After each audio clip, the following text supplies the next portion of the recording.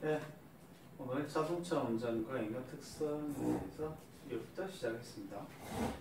운전의 행태는 운전자의 예측, 운전 전술, 전략, 제동 동작 여러 가지가 있는데요.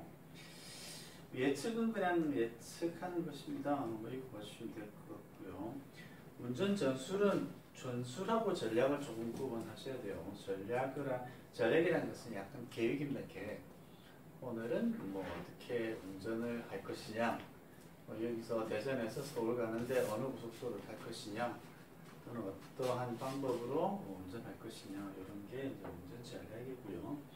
운전 전술은 테크닉입니다. 테크닉, 기술, 핸들, 브레이크, 또 가속 페달, 제동 페달을 어떻게 하느냐라는 그 기술적인 부분을 우리가 운전 전술이라고 합니다. 운전 잘한다고 하면 운전 전술이 좋다라고 얘기하죠. 그 다음에 제동 동작.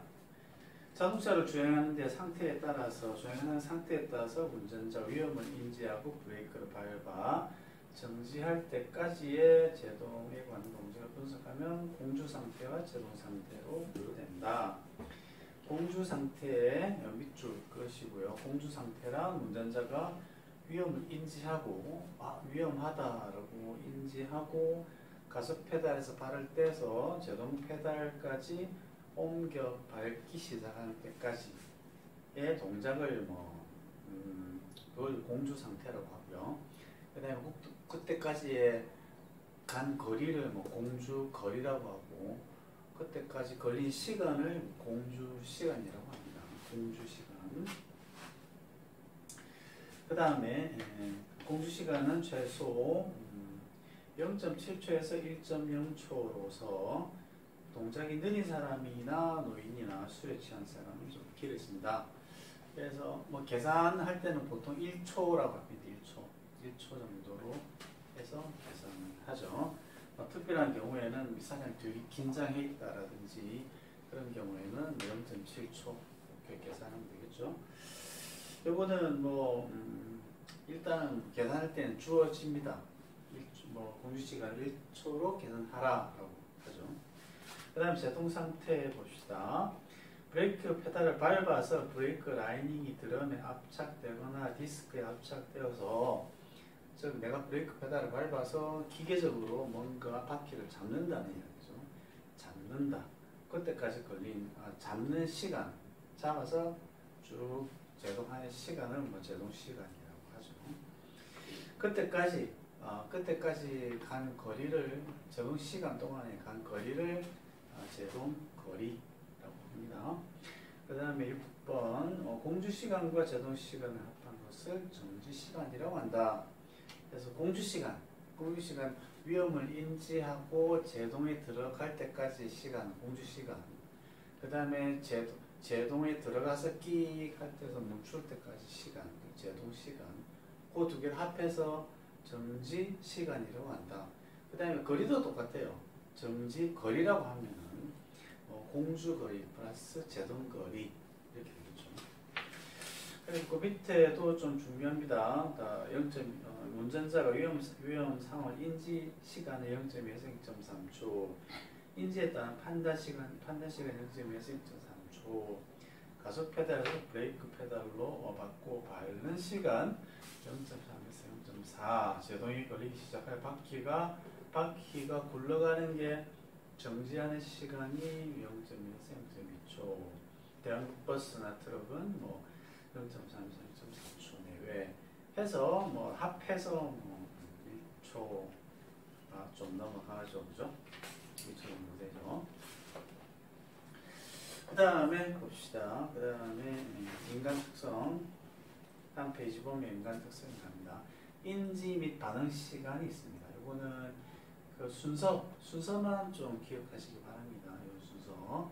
인지하고 확인해서 그 다음에 판단한다. 그 다음에 반응한다. 이 순서. 가로를 비워놓고 그 안에 들어갈 게 뭐냐, 이렇게 약간식이 나올 수 있겠죠. 아니면 순서를 가지고 섞어 넣어서 인간의 인지 및 반응 과정에 옳은 것은 하면은 그 순서를 찾아야 되겠죠.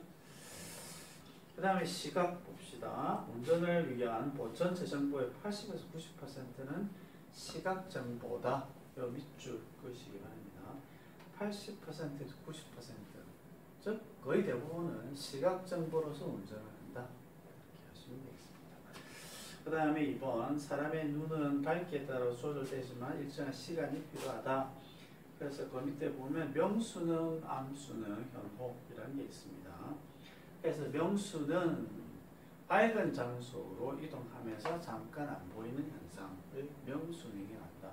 명수는 암수는 여기 헷갈리는데, 명하면 밝은 장소로 이동 이렇게, 암수는 어두운 장소로 이동할 때 잠깐 안 보이는 현상, 이렇게 기억하시면 되겠죠. 그다음에 현혹은 마주보는 마주오는 차가 상향등을 켜면 하얗게 돼서 잘 안 보이죠. 그게 현혹입니다. 그 다음에 시야. 밑에 줄에 보시면 시거선에서 10도에서 12도 범위는 운전자고 감지하고 이해가 가능하다. 요거 밑줄 그으시고요. 보통 10도라고 생각하시면 돼요. 그 다음 주변을 감지할 정도의 시야는 좌우 90도. 이건 참고로 하시면 되고요.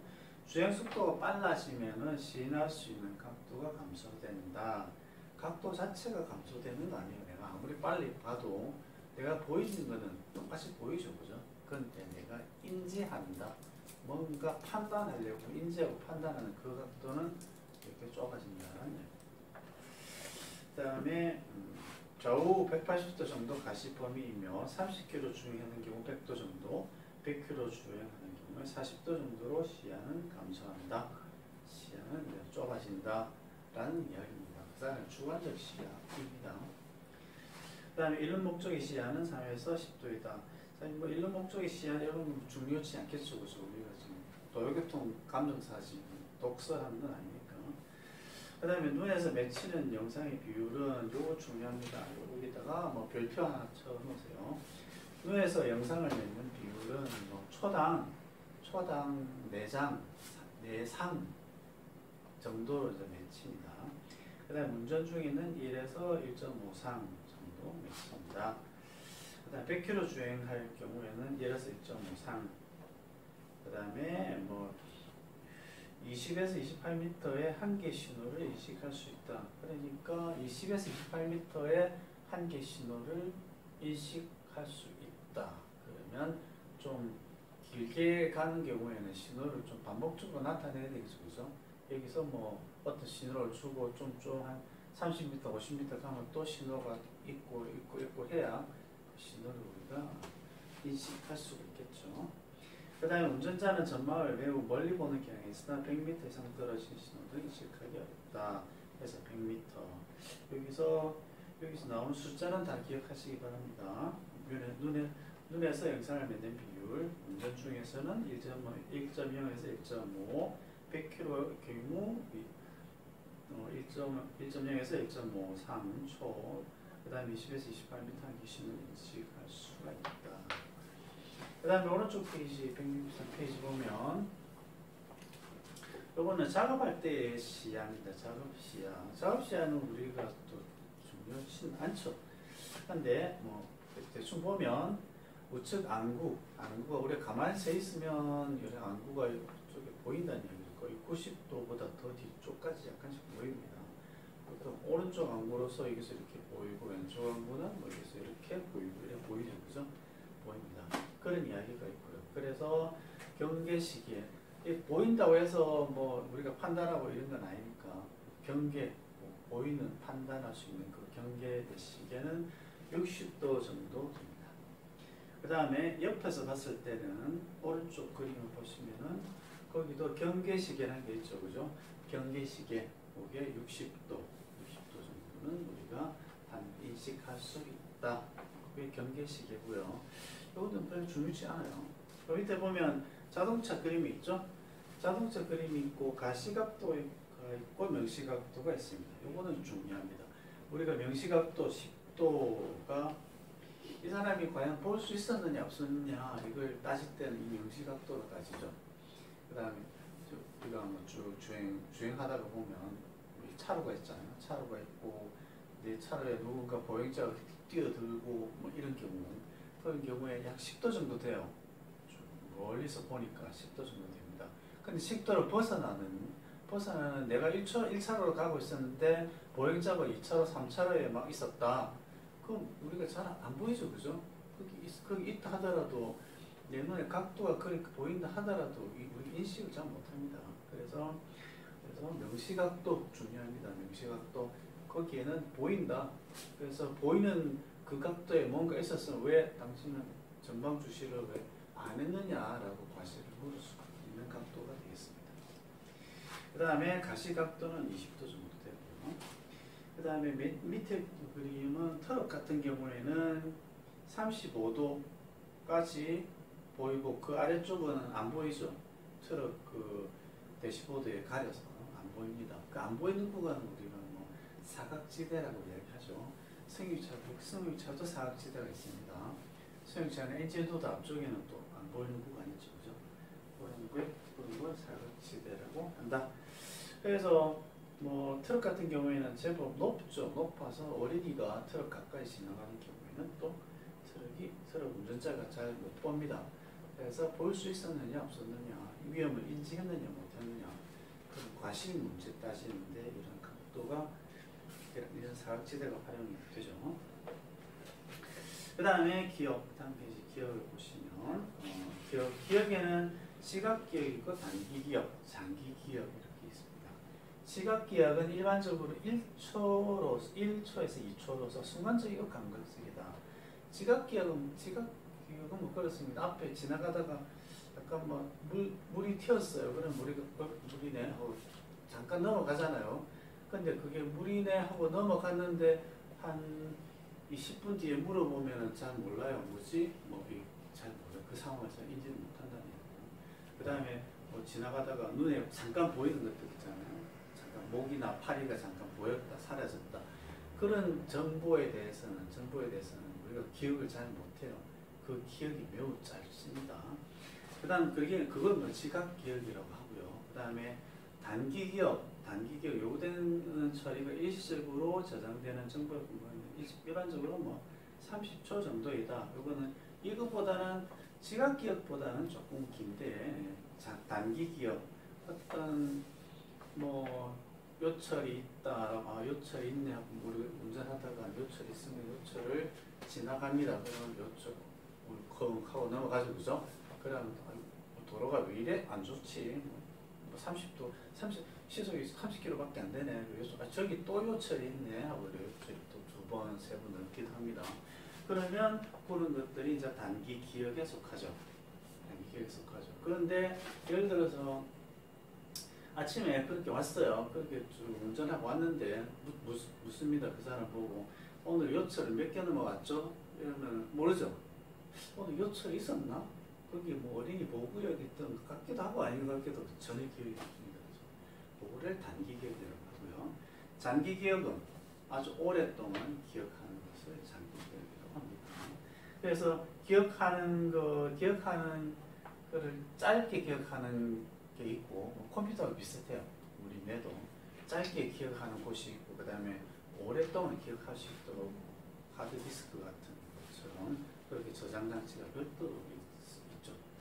그래서 장기 기억은 오래 기억하고 그 다음에 불러올 수도 있다. 옛날에 초등학교 때 내가 어느 초등학교 다녔지, 그거는 저장되어 있는 기억. 그 저장된 기억을 다시 불러와서 무슨 초등학교 다녔다. 중학교는 무슨 초등학교 다녔다. 하는 것이 이제 장기 기억이 되겠죠. 해서 뭐 그런 이야기고요. 그 다음에 그런 걸 사람들은 그렇기 때문에 1번, 그 밑에 보시면 1번 경고라는 것은 적극적인 반응이 요구된다.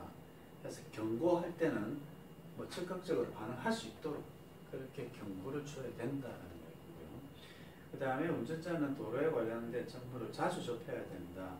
그래서 요거는 무슨 이야기냐면 단기 기억에 속하는 것들이죠. 단기 또는 시각 기억에 속하는 것들이죠. 뭐가 나타났어. 나타나면 뭐 있네 하고 지나가 버리면 또 까먹는다는 이야기. 거기 방금 뭐가 있었는데 그거를 기억을 못해요.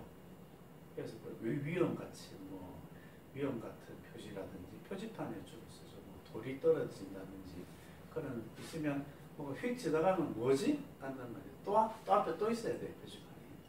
알림은 뭐 알림 표지판이 또 있어야 되죠. 여러 번 계속 이제 해줘야 뭐 있네 해서 자꾸 기억을 새롭게 해줘야 된다는 얘기예요. 그래서 자주 접해야 된다. 그리고 밑줄하는 그거 보시죠.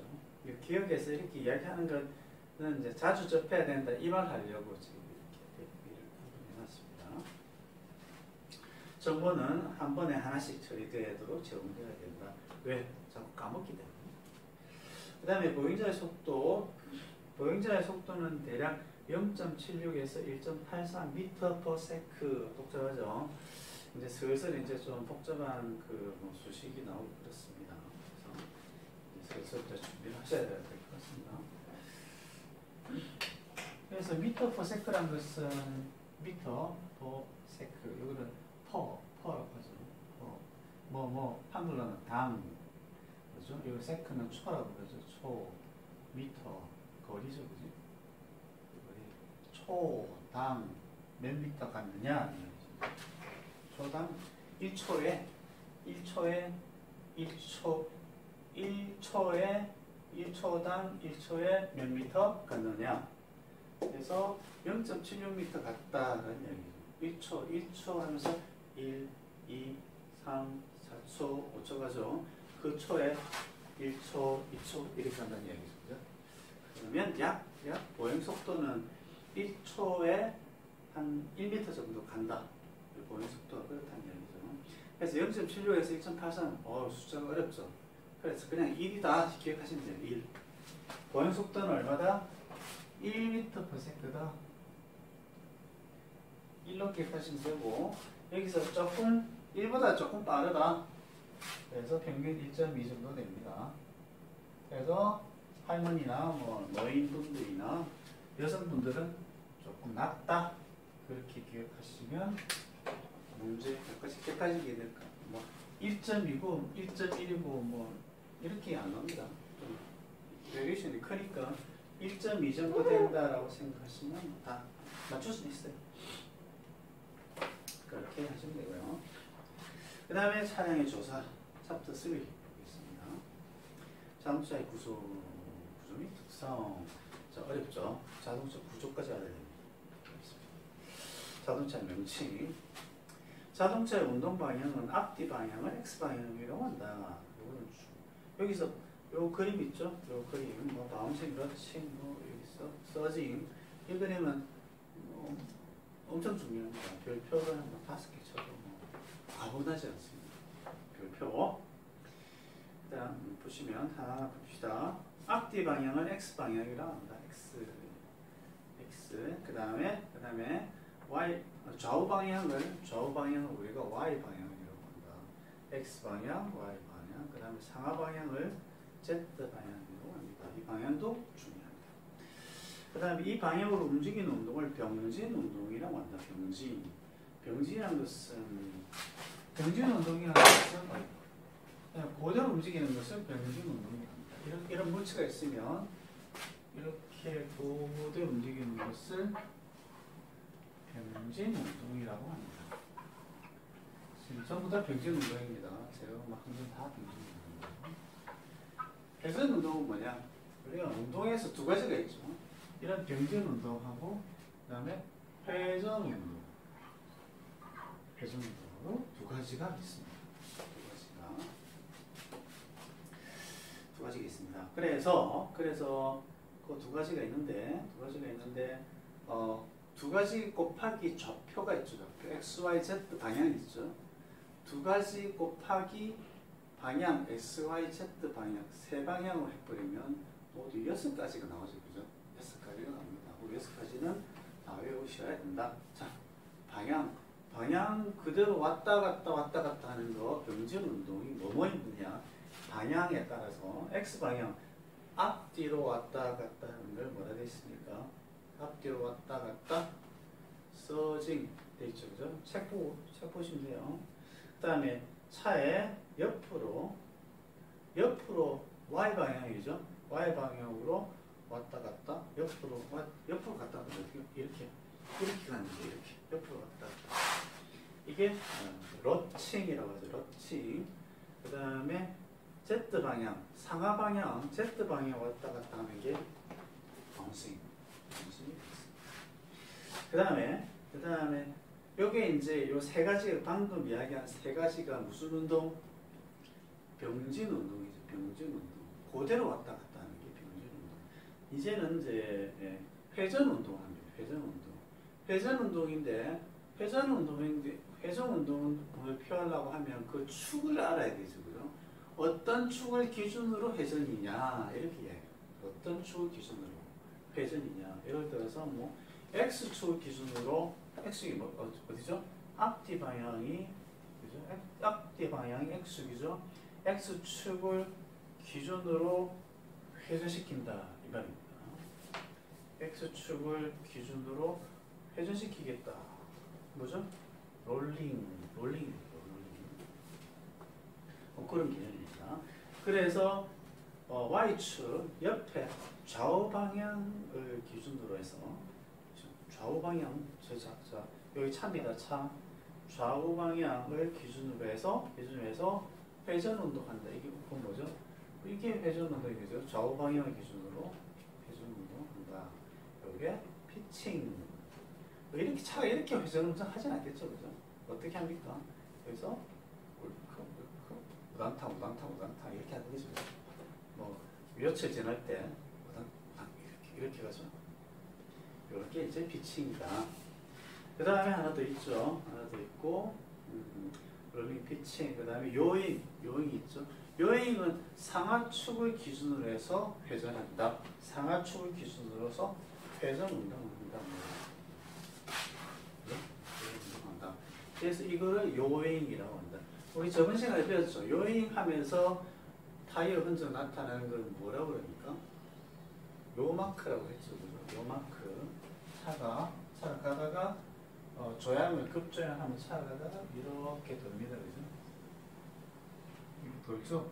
차 가는 거 빼면 이렇게 도는 거 아니에요? 그죠? 차의 상하 방향을 축으로 해서 이렇게 도는 거죠. 그죠?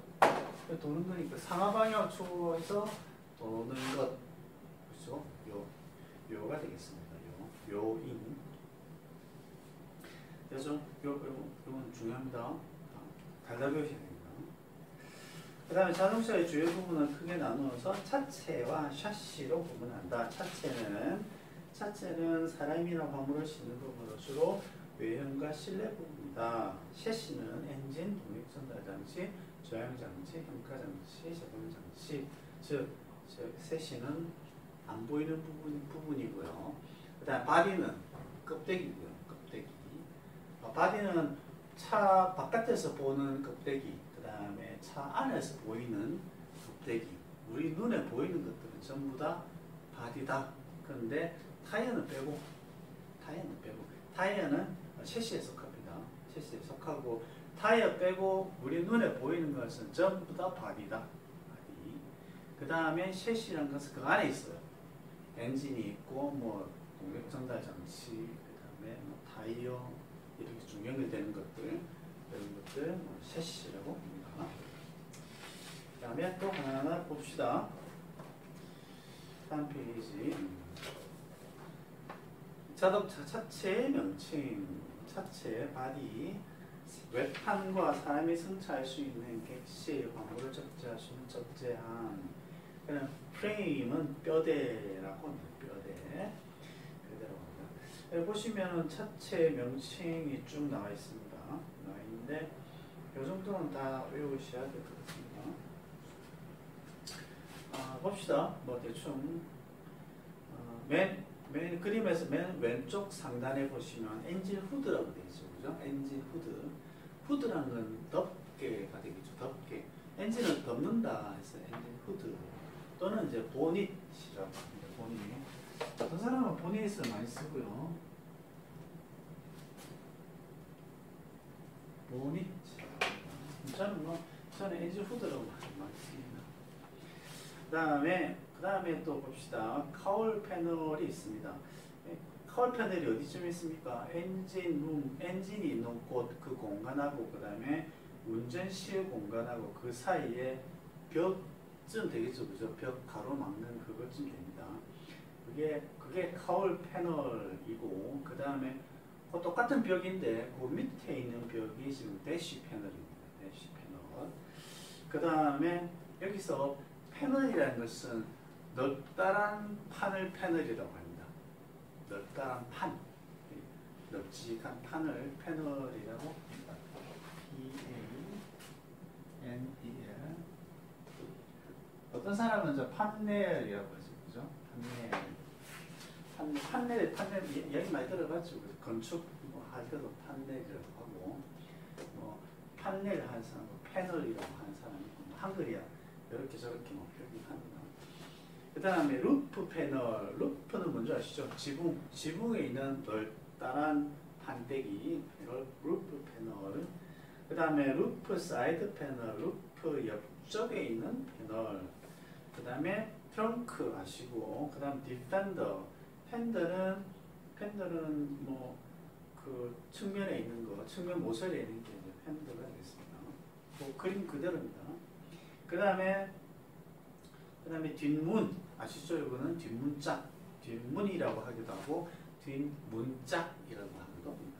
그 다음에 앞문. 그 다음에 펜더라는 게 또 앞에도 있겠죠, 그죠? 앞에 펜더가 있고. 그 다음에 사이드 실이라는 게 있습니다. 실이라는 것은 문지방을 이야기합니다. 실.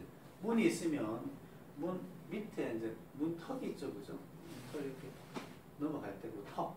거기에 이제 문이 있어. 이것도 이제 문이 있으니까 문 밑에 있는 거다 해서 사이드 실이라고 합니다. 사이드 실 중요. 그 다음에 앞쪽 필라라는 것은 기둥이라는 건데요. 기둥은 좀 이따가 다시 해봅시다. 휠하우스는 바퀴죠. 바퀴가 들어가는 곳, 그래서 휠하우스. 그 다음에 앞 크로스 멤버, 앞에 있는 크로스는 어디를 크로스라 하냐면 좌우로 가는 거를, 좌우로 걸쳐 있는 걸 크로스라고 해요. 좌우에 걸쳐 있다. 왼쪽 오른쪽에 이렇게 걸쳐 있다 해서 크로스. 멤버라는 것은 구조물이라는 뜻이에요. 구조물, 멤버. 주요한 구조물을 멤버라고 하죠. 그 다음에 그래서 앞크로스 멤버 같은 경우에는 좀 튼튼한 구조물입니다. 상당히 튼튼한 구조물. 그 다음 라지에이터, 사이드 구조물. 라지에이터가 있는데 라지에이터 이 안에 지금 맨 앞에 장착이 되죠, 그죠? 맨 앞에 장착이 되는데 그게 지금 라지에이터는 지금 없어요. 없는데 라지에이터의 옆에 라지에이터 사이드에 있는 구조물이다. 그 다음에 또 있죠. 라지에이터가 있는데 라지에이터 그 위에 있는 구조물이다 해서 라지에이터 상부 구조물이 있습니다. 그래서 라지에이터 사이드 구조물이나 라지에이터 상부 구조물은 뭐 대단히 큰 구조물이 아니에요. 그냥 라지에이터가 들어가는데 그거 덜렁덜렁하게 놔둘 수 없잖아. 그래서 뭔가 하나 이래서 거기 장착하려고 하는 뿐입니다. 그 다음에 다시 아까 넘어가기로 했죠, 그죠? 그 다음에 차에 보면 자동차에서 옆에서 보면 뭐 이렇게 돼 있습니다.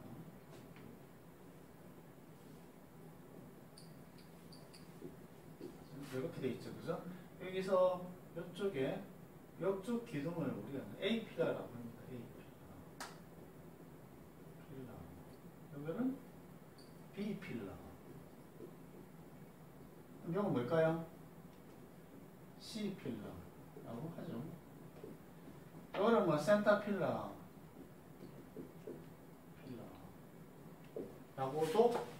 합니다. 그래서 A 필라, B 필라, C 필라. 가운데 거는 B 필라라고도 하고 뭐 센터 필라라고도 합니다.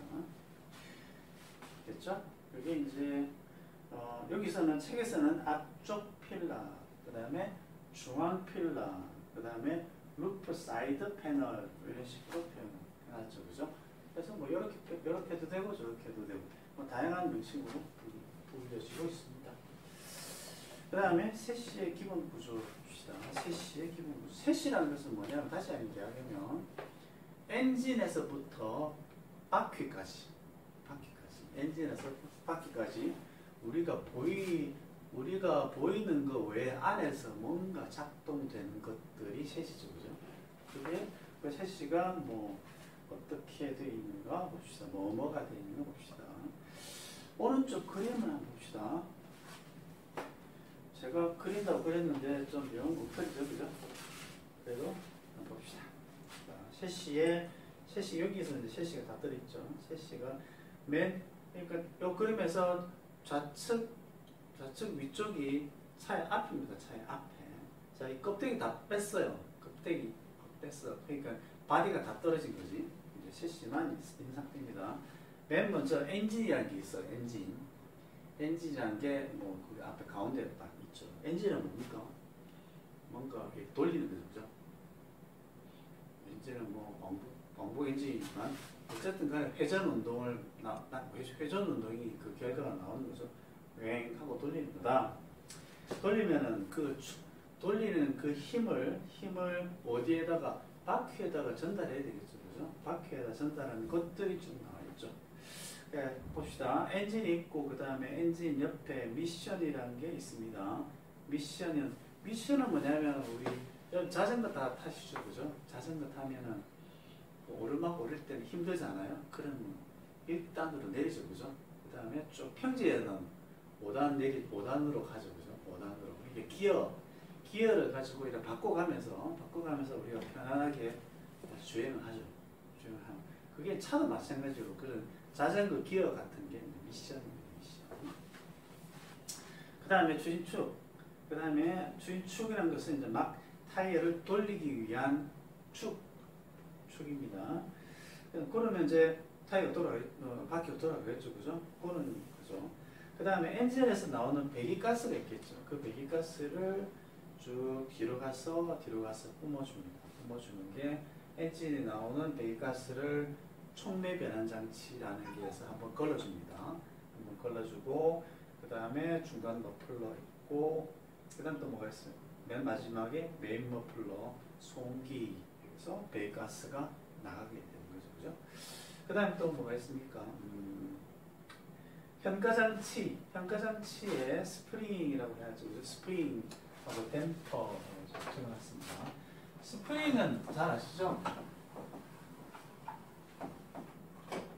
스프링은 뭐 이렇게 생긴 거죠. 이렇게 생겨가지고 누르면은 눌러졌다가 다시 딱 손 대면 다시 원위치 딱 되는 게 스프링. 우리 옛날에 모나미 볼펜 안에 들어있는 그런 스프링이 있습니다.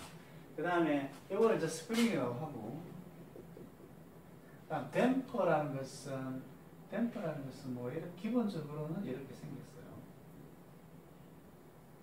기본적으로는 주사기처럼 생겼어요. 주사기처럼. 근데 어떤 형태는 뭐 어떻게 하든 관계 없는데 얘는 잘 안 움직이게 하는 쪽입니다. 잘 안 움직이게. 스프링만 이렇게 해놓으면 차가 어떤 경우에는 아주 이제 진동을 흡수하면서 타당 하고 잘 갑니다. 가는데 어떤 경우에는 차를 흔들면 지가 뭐 춤을 추죠. 귀청이 춤입니다.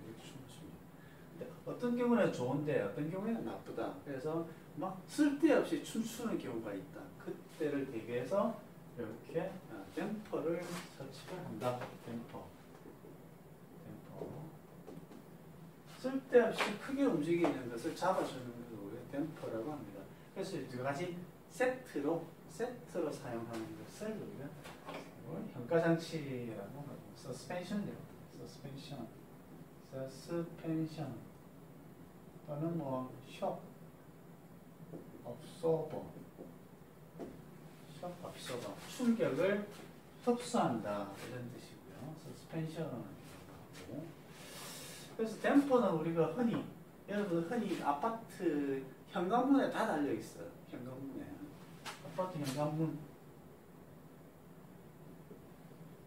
아파트 현관문에 다 달려 있죠. 댐퍼를 어떻게 해요? 문을 내가 확 열고 싶다 이러면 잘 안 열리시죠, 그죠? 안 열리십니다. 잘 안 열리죠. 내가 천천히 하면 잘 열리는데 내가 확 열면 잘 안 딸려와, 그죠? 그 다음 닫을 때 어떻게 돼요?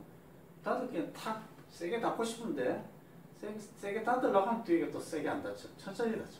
천천히 닫히죠. 얘는 내가 움직이는데 거꾸로 잘 안 움직이게 하는 것이고, 얘는 진동을 흡수하는 것이고, 그래서 이런 걸 잘 조합해서 차에 그 충격을 완화시키는 장치가 서스펜션. 조금 길었네요. 넘어갑시다. 그건 것들입니다. 그래서 뭐 길게 이야기하면 우리가 자동차 공학을 하는 게 아니니까 간단하게 넘어가겠습니다. 그 다음에 동력 전달, 왼쪽 페이지 다시 엔진이 있고요. 그 다음에 동력 전달 장치가 있고요. 동력 전달 장치에는 엔진의 출력을 구동바퀴까지 전달하는 부분입니다. 즉 엔진, 다시 이야기하면 엔진이 있어요. 엔진이 뭔가 거기 기름을 넣어서 막 불을 태워서 막 이게 뭐 붕당 해서 막 이렇게 돌리는 게 이제 엔진이다 치면, 그럼 그 엔진에서 결국 우리가 바퀴를 돌려야 되잖아요. 바퀴를 돌려야 우리가 위기는 가지. 그 사이에 여러 가지가 있는데 그거를 동력 전달 장치라고 한다. 뭐가 있는 거 봅시다. 크러치가 있다. 크러치가 있고 변속기가 있고 추진축이 있고 종감속 장치가 있고 자동 장치, 차축, 바퀴로 구성된다. 이거를 자세하게 알 필요는 없지만 대충 뭐뭐다 라는 것은 기억해야 됩니다. 뭐뭐다. 그냥 외우고 넘어갑시다. 내용을 자세하게 알려면 시간은 너무 걸려요. 그래서 하나하나 봅시다. 크러치는 뭐냐? 크러치는 엔진과 변속기 사이에 설치되어 엔진의 회전력을 차단하는 장치이다. 그렇죠, 그죠? 크러치가 엔진 회전력을 차단한대? 왜 차단하지? 이게 무슨 동력 전달하는 거죠? 이거는 어떤 때 사용되냐면은 우리가 엔진은 걸렸어. 엔진 꺼지면 안 되잖아요. 엔진은 잘 돌아가야 돼. 잘 돌아가다가 신호등이 걸렸어. 그럼 차 서야 되잖아요. 신호등이 차는 서는데 엔진은 돌아가. 어떻게 된 거죠? 그럼 일단 사이를 좀 떼놔야 되잖아요. 그죠? 엔진은 돌아가게끔 만들어 놓고, 그 다음 바퀴는 정지해 있으니까. 바퀴는 정지해 있고, 엔진은 돌아가야 되고, 뭐 사이 좀 떼놔야 되잖아요. 잠깐 떼놓겠습니다. 그렇지. 그 다음에 출발 가야 되잖아요. 그럼 바퀴 돌아야 되죠? 그러면 크러치를 붙이겠습니다. 이제 붙인다는 얘기죠. 그러니까 뗐다가 붙였다 하는 게 크러치. 동력을 단속한다. 동력을 끊기도 하고 붙이기도 하고 하는 게 이제 크러치가 되겠습니다. 그 중에는 다음 페이지 보시면 크러치의 종류, 그다음에 그 마찰 크러치가 있고, 뭐 자동 크러치가 있고, 여러 가지가 있겠죠, 그죠? 여러 가지가 있습니다. 그 다음에 변속기는 아까 설명했습니다. 자전거 기아. 자전거 보면 뭐 어떤 거는 20단 뭐 이런 이야기도 있죠, 그죠? 다 필요 없는 거죠. 그냥 5단 기아 정도고 우리가 기본적으로 자전거를 타면 그 자전거 뒤쪽 바퀴에다가 한 5단 5개 정도 기아가 있죠, 그죠? 그거를 변속기라고 합니다. 변속기. 그래서 엔진의 출력은 일정하지만 출발 오르막 올라갈 때 큰 출력을 필요로 하고, 엔진의 출력은 일정하지만, 이 말이나 내 다리의 힘은 일정하지만, 이거와 똑같은 이야기죠, 그죠? 내 다리의 힘이 뭐 오르막 오른다고 해서 2배, 3배 막 하는 건 아니잖아, 그죠? 그러니까 그거를 조절하는 게 뭐냐? 내 다리가 힘을 낼 수 있는 범위가 어느 정도 정해져가 있는데 갑자기 오르막 오려면 똑같은 기어로는 힘들어서 못 올라간다는 얘기. 그러면 저단 기어로 바꾸겠다. 저단 기어로 바꾸는 대신 올라가긴 올라가는데 속도는 안 나죠. 천천히 올라간다. 그죠? 내가 속도는 포기하되 올라간다라는 얘기. 그래서 기어를 가지고 조절하는 것이 변속기가 되겠습니다. 그 다음에 두 번째 주요 즉 엔진 출력은 일정하게 유지하면서 다양한 출력에 맞추기 위해서 변속기가 필요하다. 이렇게 이해하시면 되겠습니다. 변속기는 저속에서 큰 회전력이 필요한 경우 저단 기어, 이것도 마찬가지 자전거 생각하시면 되고, 고속 주행이 필요한 경우에는 고단 기어 자전거 생각하시면 됩니다. 5단 놓고 가죠. 주행 중 급가속이 필요하다. 그러면 주행 중에 급가속이 필요하다. 그러면 저단 기어로 내려야 되죠, 그죠? 그걸 내려가는 거를 우리가 킥다운이라고 합니다. 저단기어로 내려가서 킥다운 보충력 상태가 되고, 그 다음에 자동 변속기는 크러치 페달이 없습니다. 요즘 다 크러치 페달 없죠? 다 자동 변속기 차량입니다. 그래서 여러 가지 자동 변속기 시스템은 여러 가지가 있습니다. 수동 변속기는 운전자가 조작함으로써 인하여 충격이 있으나 자동 변속기는 변속 과정에서 충격이 거의 없어. 여러분들은 뭐 수동 변속기 트럭 하면서 수동 변속기 해본 적 있나 모르겠는데, 막 변속 페달을 밟고 기어를 1단 넣었다 2단 뺐다가 2단 넣었다가 뺐다가 3단 넣었다가 뺐다가 막 그렇게 하죠. 그래서 이제 충격이 갑니다. 울컥울컥하기도 하고 그런 충격이 갑니다. 해서 자동 변속기는 충격이 거의 없어서 부품의 수명은 길다. 이거는 뭐 꼭 그렇지만 않습니다. 자동 변속기, 수동 변속기가 오히려 수명이 긴 경우도 있어요. 그러나 복잡한 구조로 인해 부품 가격이 고가이다. 자동 변속기 고장 한번 나면 한 돈 100만 원 들죠. SUV 같은 경우는 150만 원 넘어갑니다. 이게 수동 변속기는 뭐 간단하게 고칠 수가 있습니다. 그래서 연료 소비율도 수동 변속기에서 10% 정도 높다. 연료 소비율 수동 변속기에 비해 10% 정도 높다. 그 다음에 추인축. 추인축은 이제 바퀴로 돌리는 축, 이를 추진축이라고 합니다. 변속기로부터 최종 감속기까지 동력을 전달하는 축이다. 비틀림 하중이라는 것은 비튼다는 이야기죠. 비튼다 하중입니다. 비튼다. 동력을 전달하는데, 엔진에서 나오는 동력은 전부 다 회전 운동이죠. 뱅뱅뱅 도는 회전. 여기서 얘를 비틀어서 저쪽까지 전달하는 거죠. 이렇게. 얘를 돌려서 이쪽 오른손을 돌려서 왼손으로 전달하는 거예요. 이게 비틀림 하중입니다. 그래서 비틀림으로 전달하는 거고요. 비틀림 하중을 전달하고, 고속 회전하면 두께가 얇은 강판에 원형 파이프를 말했습니다. 그 다음에 뒷차축 어셈블리, 종감속 기어가 있다. 요거는 뭐 그대로 외워주시면 되겠습니다. 종감속 기어, 변속기 및 추진축의 회전력을 직각 또는 직각에 가까운 각도로 바꾸어주고 앞차축 및 뒷차축에 전달하고 동시에 감속하는 작용을 한다. 그 다음에 차동기어 장치, 이거는 뭐 직각으로 바꿔준다는 말은 차가 불륜구동인 경우 있잖아요.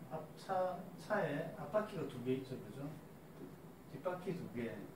그다음 엔진이 여기 있고, 그 다음에 여기서 엔진 나온 게 이제 뭐 추진축이 이렇게 있죠, 그죠? 축이 이제 한 개 나오죠. 한 개 나와서 바퀴가 이쪽에 있네, 그죠? 그러면 얘를 뺑 돌리잖아요. 웽 하고 돌아갑니다, 이 축이. 그러면 바퀴를 돌리는 축은 여기 있죠, 그죠? 얘가 돌아가야 되잖아. 한 개가 이쪽으로 와서 양쪽으로 돌려야 되는, 복잡하게 돌리죠, 그죠? 여기 이제 직각으로 바꿔주는 게 뭔가 필요하다. 그래서 이제 직각에 가까운 각도로 바꾸어서 앞차축 및 뒷차축에 전달하는 게 필요하다. 감속하는 작용을 한다.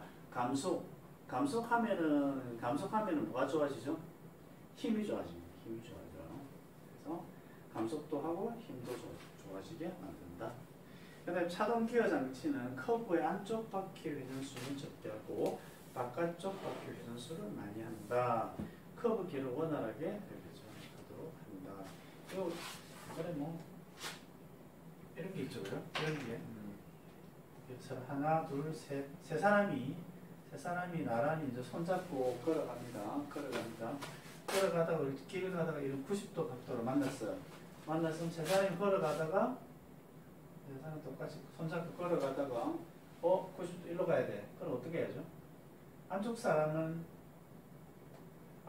거의 안 가죠. 거의 제자리 걸었는데 바깥쪽 사람은 빨리 가야 돼. 그죠? 바깥쪽 사람은 바쁘죠. 안쪽 사람은 놀고 있는데 바깥쪽 사람은 엄청 바삐 걸어가야 됩니다. 그죠? 이게 이제 바퀴죠. 바퀴도 앞바퀴도 마찬가지. 자동차도 마찬가지예요. 자동차도 쭉 가다 보면 왼쪽 바퀴는 거의 안 돌아야 되고 오른쪽 바퀴는 엄청 빨리 돌아야 되고 그 상황이 되죠. 바퀴가 알아서 커브의 안쪽은 적게 돌고 바깥쪽은 빨리 돌고 그래 해야 이게 돌 수가 있죠. 그죠? 그래 해야 돌 수가 있습니다. 이 세 사람이서 이렇게 안 하면 여기 왼쪽으로 갈 수가 없어요. 그죠? 그렇게 만드는 장치가 뭐다? 그게 이제 자동장치다. 자동장치가 그게 있습니다. 그 다음에 자동차의 분류 봅시다. 구동 방식에 의한 분류. 보통 중소형 승용차는 앞바퀴 구동 방식을 채택하고 있다. 차량의 앞부분이 먼저 끌어주는 효과가 있기 때문에 조향 성능은 우수하다. 급출발에서 차량 무게가 뒤쪽으로 제어되는 효과 때문에 앞바퀴가 넘어가 슬립되는 현상이 발생한다. 요걸 조금 이해하고 넘어가 봅시다. 차량이 앞부분부터 끌어주는 효과가 있다. 즉 앞바퀴 구동 방식. 우리는 이제 사람 두 사람이서 한 사람 어깨동무하고죠. 어깨동무하고 두 사람이서 어깨동무해서 앞으로 나란히 해서 앞 사람의 어깨를 잡았습니다. 그죠? 잡아서 간다. 그러면 앞 사람이 이렇게 가면 뒷 사람을 쭉쭉 끌려보죠. 그죠? 끌려오면 어떻게 자기 방향대로 앞 사람의 방향에 따라서 다 좀 원활하게 갈 수가 있죠. 그죠? 뒷사람이 예를 들어서 반대를 꼈다 하더라도 앞 사람이 가는 대로 잘 따라가요. 그게 이제 앞바퀴 구동 방식이 되겠습니다.